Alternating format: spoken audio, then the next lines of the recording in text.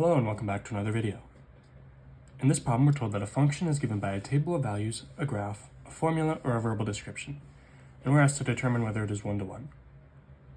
So in this problem, we have g of x is equal to 1 minus sine of x. We're going to use the graph of sine of x to use transformations to get g of x. So the first thing we need to do is use this negative sign to reflect the function over the x-axis. So that's going to look something like this, where each of these sections we're just reflecting over. Positive becomes negative, negative becomes positive. And then we want to move it up 1.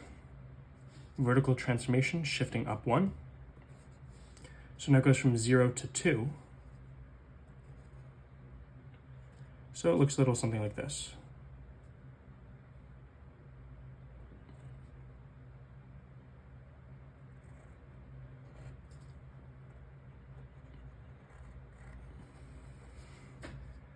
And this is the graph of the function. And to determine whether it is one-to-one, we have to use the vertical line test.